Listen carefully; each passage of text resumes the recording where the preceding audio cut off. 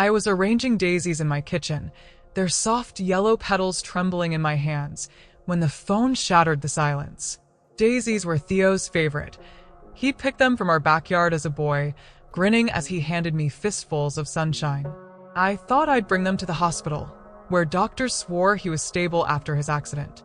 Ruth, my daughter-in-law Ivy's voice cut through the line, flat as a winter lake.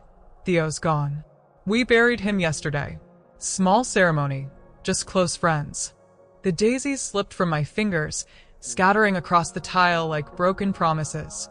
Buried? My son, my Theo. Gone without me knowing? My heart clawed at my chest, the room spinning as I gripped the counter. Why didn't you call me? I whispered, voice cracking. I tried. Ivy said, no warmth, no grief. But you didn't answer. I checked my phone, nothing. No missed calls, no texts. I'd been glued to that screen for days, waiting for news. There's no calls, I said, barely audible. Doesn't matter now, she snapped. The funeral's done. Done? My boy, my only child, buried without his mother there to say goodbye. The words hit like a freight train, and I felt the weight of something sinister lurking beneath Ivy's cold dismissal. Was this an oversight, or had she planned to keep me away? I couldn't shake the feeling that this was just the beginning of a truth I wasn't ready to face. But I had to know, why would Ivy, the woman Theo loved, shut me out of his final moments? The hospital, the funeral home, someone had to have answers. I wasn't going to let my son's memory be buried in secrets. Stick with me, friends, as I unravel this heartbreak. It's a story of love, lies, and a mother's fight for the truth. If this hits you as hard as it hit me, please hit that like button, drop a comment, share this with someone who needs to hear it, and subscribe so you don't miss what comes next. The kitchen felt like a tomb after that call, the daisies mocking me on the floor. I called the hospital, my hands shaking so badly I could barely dial. Mercy General, how may I assist? The receptionist chirped, too cheerful for the dread pooling in my stomach. I'm asking about Theo Caldwell, my son. I was told he passed yesterday. A pause, then. Ma'am, we have no record of a Theo Caldwell in the past 6 months. My breath caught. He had surgery 3 days ago. Dr. Larson was in charge. Another pause. No Dr. Larson here, ma'am. Are you sure it was Mercy General? I hung up, my mind a storm. Had I gotten the hospital wrong? Theo had been vague about the details, or had I assumed? I called Parker's funeral home next, the one Ivy mentioned. Yes, Mrs. Caldwell, the director said, mistaking me for Ivy. Everything's set for Theo's service. Closed casket, immediate family only. I corrected her. I'm Ruth, his mother. Silence, then a flustered apology.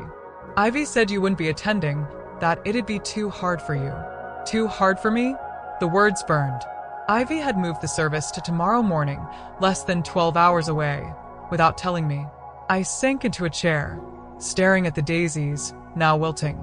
My son was being buried, and his wife had orchestrated it to exclude me. But why? What was she hiding? The hospital had no record. The funeral was rushed. Something was wrong, deeply wrong. I couldn't sleep that night, sitting in Theo's old room, his baseball gloves still on the dresser, his high school art projects pinned to the wall. When had I lost him? Not just to death, but to Ivy's grip? I remembered his wedding, how Ivy insisted I sit in the back row to accommodate her family. It stung then, but now it felt like the first thread in a tapestry of exclusion. Tomorrow, I'd go to that funeral, invited or not. I needed to see my son's resting place, to understand what Ivy was keeping from me. And deep down, I sensed this was only the start of uncovering a truth that would change everything. The funeral home's cold air hit me as I stepped inside, clutching a single daisy from my kitchen floor, its petals now bruised but still clinging to life. I'd driven through the dawn, my eyes burning from a sleepless night in Theo's old room, where his childhood lingered in faded posters and a dusty baseball glove. I wasn't invited, but I was here for my son. The director at Parker's funeral home, a kind-eyed woman named Clara, hesitated when she saw me. Mrs. Caldwell, Ivy said you wouldn't be coming. Her words echoed yesterday's phone call, each one a fresh cut. "I'm his mother," I said, my voice steady despite the storm inside. "I need to see him." Clara's face softened, but her next words stopped me cold. "The service was this morning, ma'am. It's over." Over? My knees buckled, and I grabbed the counter. Ivy had moved it earlier than she'd told me, ensuring I'd miss it. The daisy trembled in my hand as I whispered, "Where is he buried?" Clara's eyes darted away. "Ivy asked us not to share that. She said you'd understand, that it was too painful for you." Painful for me? The lie was a slap, but it wasn't just grief driving me now, it was suspicion. Why was Ivy so determined to keep me from Theo, even in death? I left the funeral home, my heart pounding with questions. Back home, I scoured my phone again, desperate for clues. No missed calls from Ivy, no hospital voicemails, but I found texts from Theo, months old, that I'd overlooked in my haze of worry. "Mom, can we talk soon? Things feel off." Another. "Ivy says you're busy, but I miss you." My chest tightened. He'd been reaching out, and I'd missed it, or had I? I dug deeper, checking my email, and found a pattern. Messages I'd sent Theo about visits, birthdays, holidays, all unanswered. But when I called his number last year, Ivy always picked up, her voice sweet as syrup. "Oh, Ruth. Theo's swamped with work. Maybe next month." Next month never came. Then I found it, a forwarded email from Theo, sent 6 months ago, buried in my spam folder. "Mom, did you get my last message? Ivy said you didn't reply." I hadn't seen it. I checked my sent folder, no trace of my replies. Someone had tampered with my emails, deleting my responses before they reached Theo. My hand shook as I realized the truth. Ivy hadn't just discouraged visits. She'd built a wall between us, brick by calculated brick. But how? And why? I called an old friend, Marla, who worked in IT. "Ruth, it's not hard to intercept emails if someone has access to an account," she said. "Check Theo's phone, his laptop." If Ivy was logging in as him, the thought made my blood run cold. Ivy had been impersonating Theo, crafting excuses to keep me away. I sank onto my couch, the daisy now crushed in my fist. This wasn't just neglect, it was deliberate, a campaign to erase me from my son's life. But what was Ivy hiding? Was it jealousy, control, or something darker? I remembered Theo's last call, his voice strained. "Mom, I've been thinking about when we used to fish at the lake. I miss that." I'd thought he was just nostalgic, but now I wondered, was he trying to tell me something? I needed answers, and I wasn't stopping until I found them. The cemetery, the hospital, Theo's belongings, somewhere there was proof of what Ivy had done. And I was going to find it because my son deserved better than to be buried in secrets. The weight of Ivy's deception pressed against my chest as I sat at my kitchen table, the crushed daisy from the funeral home now a wilted relic beside my coffee mug. My son Theo had been stolen from me long before his death, not by accident, but by a calculated plan. The realization burned, but a flicker of hope sparked when I remembered his last text. "Mom, something feels off." Had he known? I needed to dig deeper, to find the truth he'd been chasing. I called Marla again, my IT friend, who'd hinted at Ivy's digital tampering. "Ruth, if Theo suspected something, he might have left a trail," she said. "Check his email, his cloud, anywhere he stored personal stuff." Theo was an engineer, meticulous, always backing up his work. If he'd sensed Ivy's lies, he'd have documented it. I didn't have his laptop, but I remembered he used a shared cloud drive for our old fishing trip photos. Maybe there was more. I logged into the drive, my heart racing as I scrolled past memories of Theo grinning by Lake Juniper, his fishing rod bent under a trout's pull. Buried in a folder labeled Notes, I found a file named for Mom. My hands trembled as I opened it, a private investigator's report, dated 2 months before his death. Theo had hired someone. The report was a bombshell. Phone logs showing dozens of my calls to Theo's number that went unanswered, texts I'd sent that were deleted, emails rerouted to Ivy's account. One entry chilled me. Subject, Ivy Caldwell. Access T. Caldwell's phone on 47 occasions, sending messages to our Caldwell without T, Caldwell's knowledge. Ivy had been posing as Theo, telling me he was too busy, too tired, too distant. My son hadn't drifted away, he'd been caged. The report went further, detailing cancel visits. I'd planned to surprise Theo for his 32nd birthday with his favorite pecan pie, but Ivy texted me from his phone. "Mom, got a work trip. Rain check." Theo had been home that day, the investigator noted, based on his credit card records at a local diner. Ivy had lied, again and again, building a moat around my son. But why? The report hinted at a motive. Subject exhibits controlling behavior, possibly linked to prior relationship trauma. Theo's notes in the margin, in his precise engineer's handwriting, read, "I need to talk to Mom. This isn't right." My throat tightened. He'd been fighting to reach me, even as his health failed. The investigator had interviewed a neighbor, too, who'd seen me at their door once, pie in hand, only to be turned away by Ivy's smooth excuses. I clutched the daisy, its petals now falling apart. Theo had known something was wrong, but he died before he could fix it. The report ended with a chilling detail. Theo had met the investigator a week before his surgery, insisting the findings be sent to his lawyer, Elias Vaughn. Why a lawyer? What had Theo planned? My mind raced. Had he confronted Ivy? Was his death really just an accident's aftermath, or was there more to uncover?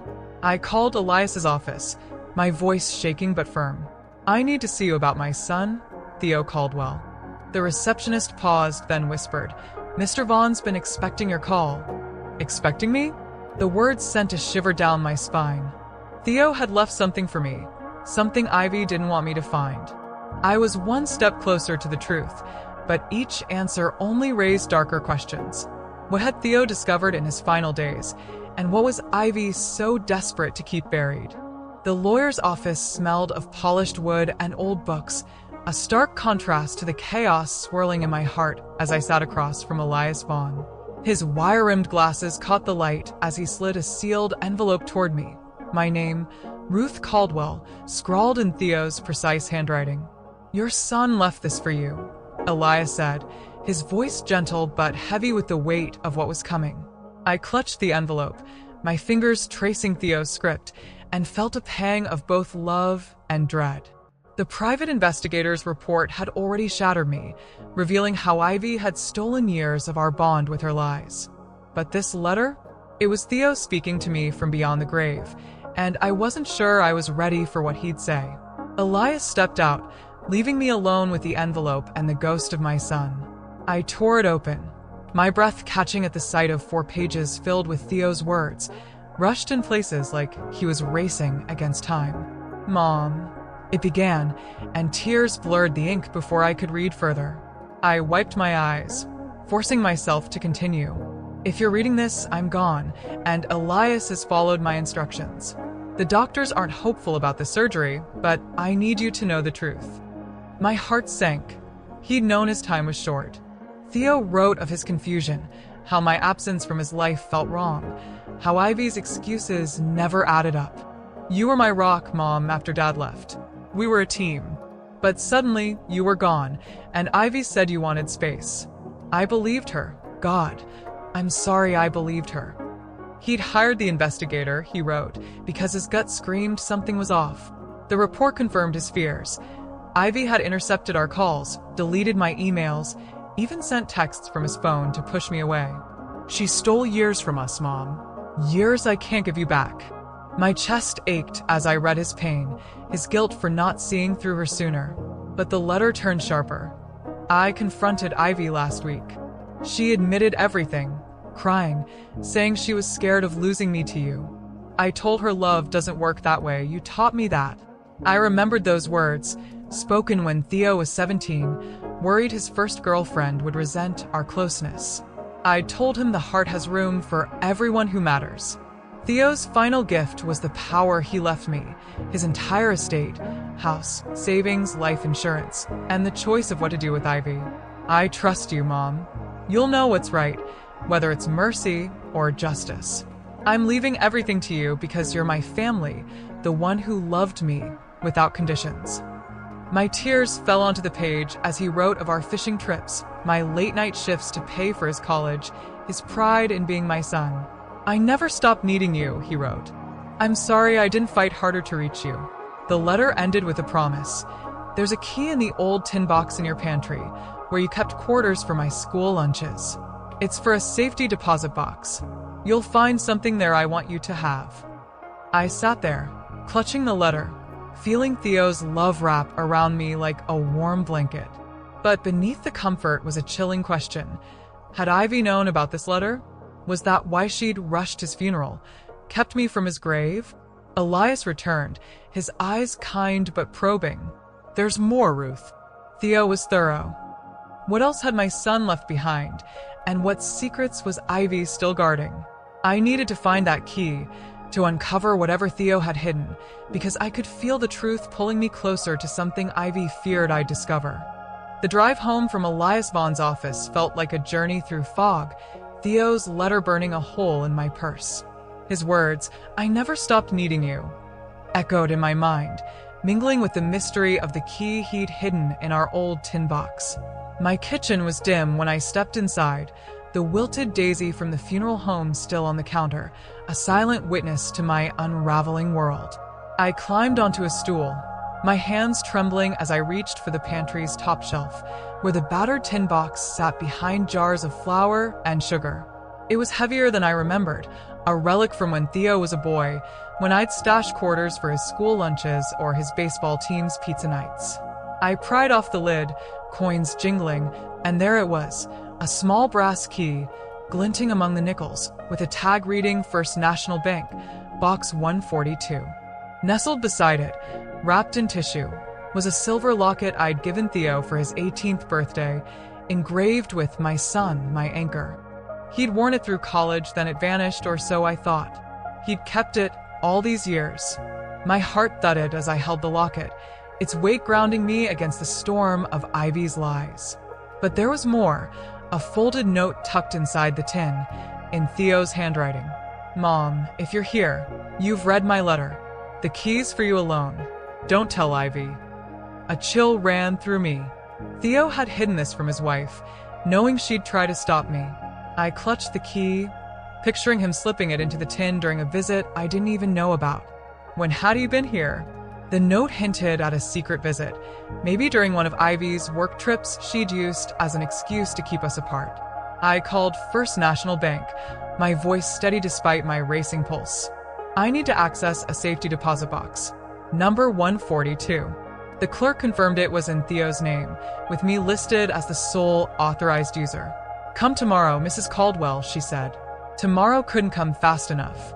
That night, I barely slept, the locket on my nightstand, its engraving catching the moonlight. I kept thinking about Theo's note. Why the secrecy? What was in that box that Ivy couldn't know about? I remembered a call from Theo months ago, his voice hushed. "Mom, I found something weird in Ivy's emails. I'll explain later." He never did. Had he discovered her tampering then? The investigator's report mentioned Ivy accessing his accounts. What if she'd found out he was digging? My mind spun with darker possibilities. Theo's accident, a car crash, the hospital said, had seemed sudden, but what if Ivy's control went beyond lies? I shook off the thought, but it clung like damp fog. The next morning, I stood in the bank's basement vault, the clerk unlocking box 142 before leaving me alone. Inside was a manila envelope and a small velvet case. My hands shook as I opened the envelope. 3 letters, each dated over the past year, all addressed to me. The first, from last spring, was raw with hurt. "Mom, why don't you call anymore? Ivy says you're busy, but it doesn't feel right." The second, from last fall, was sharper. "I think Ivy's hiding something. My phone's messages don't match what I remember sending you." The third, dated weeks before his death, was resolute. "I'm getting answers, Mom. I love you." Tears streamed down my face as I opened the velvet case. Inside was my grandmother's pearl brooch, the one I'd given Theo to pass to his future daughter. A note read, "This belongs with you, Mom. Always." Theo had known the truth, and he'd protected it for me. But what did Ivy know? And what was she still hiding? The bank vault's silence clung to me as I left, Theo's letters and the pearl brooch tucked safely in my purse, each item a piece of my son's heart he'd fought to preserve.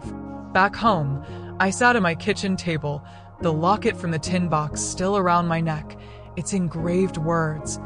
My son, my anchor, grounding me against a storm of questions. Theo's final letter had hinted at a confrontation with Ivy, and the investigator's report confirmed she'd admitted something to him. But what? The weight of her lies, years of deleted emails, forged texts, and canceled visits, felt like a noose, but I needed to hear it from her. Why had she done this? What drove her to rip a mother from her son? My phone buzzed, Ivy's name flashing like a warning. "Ruth, please." Her voice cracked. Not the cold control I'd heard before, but a raw, unraveling edge. "Can we talk? In person. There's more you need to know." I hesitated, gripping the brooch. "1 hour," I said. "Your place."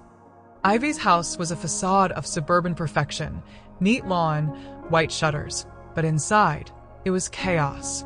Papers littered the kitchen counter, coffee mugs sat unwashed, and Ivy looked like she hadn't slept in days, her auburn hair tangled, eyes red-rimmed. She poured coffee with shaking hands, the clink of the pot against the mug filling the tense silence. "Ruth, I owe you the truth," she said, sitting across from me, her voice barely above a whisper. "Not just about what I did, but why." I leaned forward, the brooch heavy in my hand. "I'm listening." She stared into her cup, as if the answers were hidden in the dark liquid. Before Theo, I was engaged to a man named Caleb. His mother, Diane, despised me, said I was too ambitious, not family material. She sabotaged us, spread lies, turned his siblings against me.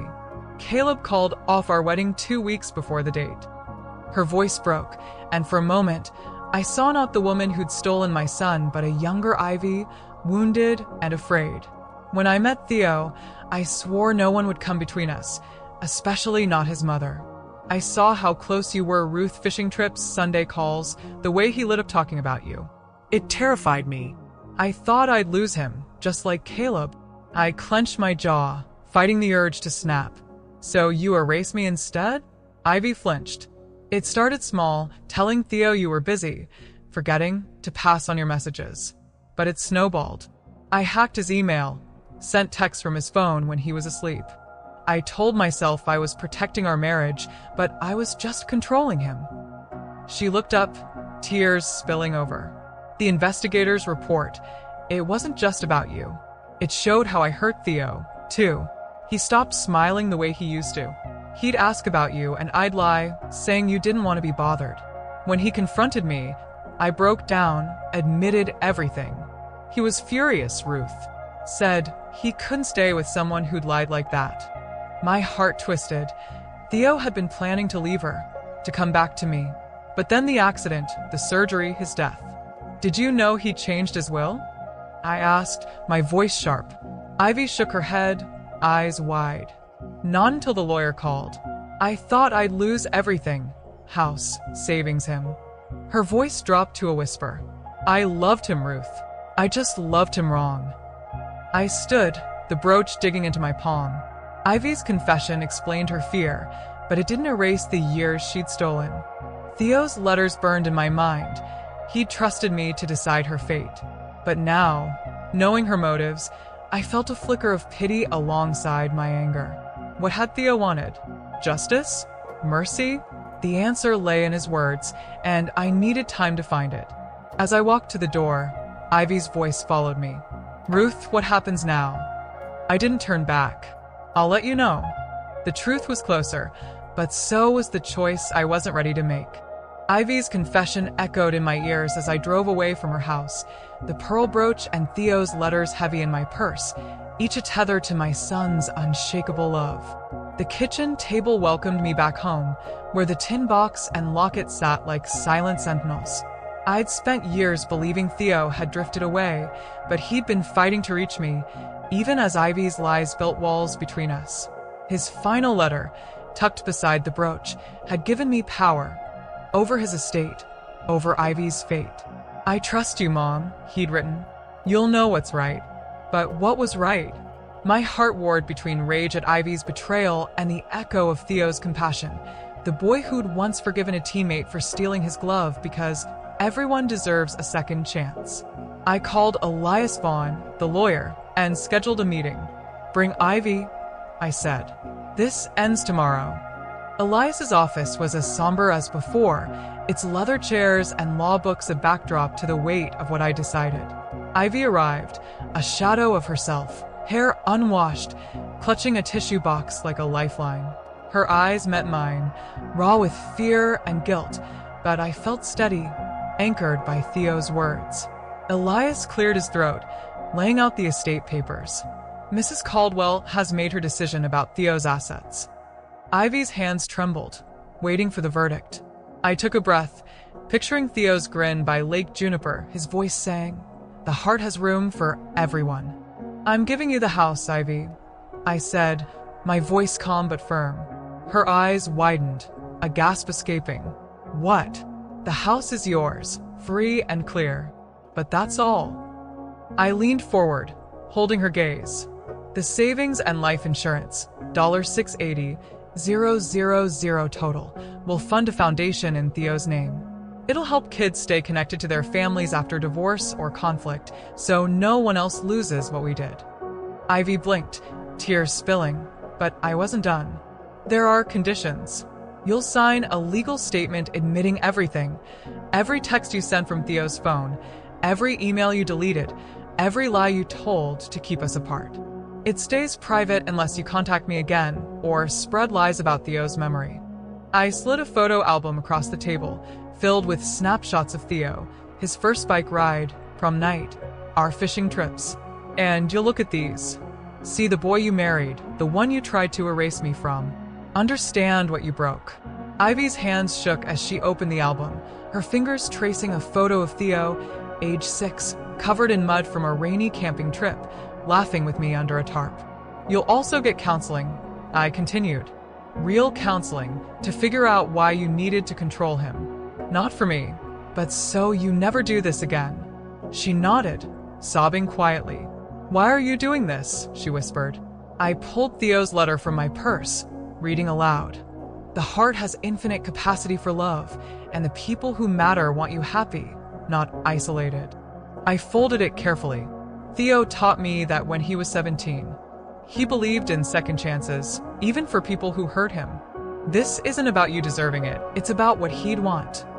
Elias handed her the documents to sign, her pen scratching as she agreed to the terms.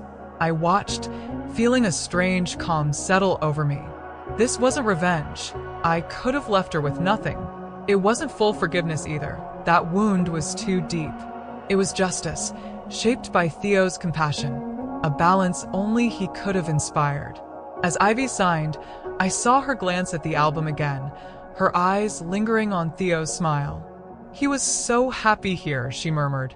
"He was," I said, "because he was loved, not controlled." I stood, ready to leave, but her voice stopped me. "Ruth, what now?" I didn't answer. The choice was made, but the truth of Theo's final days still whispered for closure, and I knew the safety deposit box held one last piece of him. The weight of my decision about Ivy lingered as I walked out of Elias Vaughn's office, Theo's letter and the photo album I'd left with her still vivid in my mind. The pearl brooch in my purse and the locket around my neck felt like talismans, proof that my son's love had outlasted Ivy's lies. But I wasn't done yet. Theo's legacy wasn't just in the foundation or the justice I'd shaped for Ivy. There was one final piece waiting in my garden, where I'd always felt closest to him. I drove home, the late afternoon sun casting long shadows across the road, and sat on my porch, staring at the daisies Theo used to pick. His words from the letter echoed, "Think of me and smile, Mom, not cry." I was trying, but the ache of his absence was a constant companion. Still, I felt lighter, knowing he'd never stopped loving me, even when Ivy tried to make me believe otherwise. 6 months later, a package arrived, its plain brown wrapping unassuming on my doorstep. Inside was a framed photo of Theo I'd never seen, Him at 31, standing in a garden much like mine, laughing at something beyond the camera. On the back, in Ivy's handwriting, was a note. Found this in Theo's desk. He kept it at work. You should have it.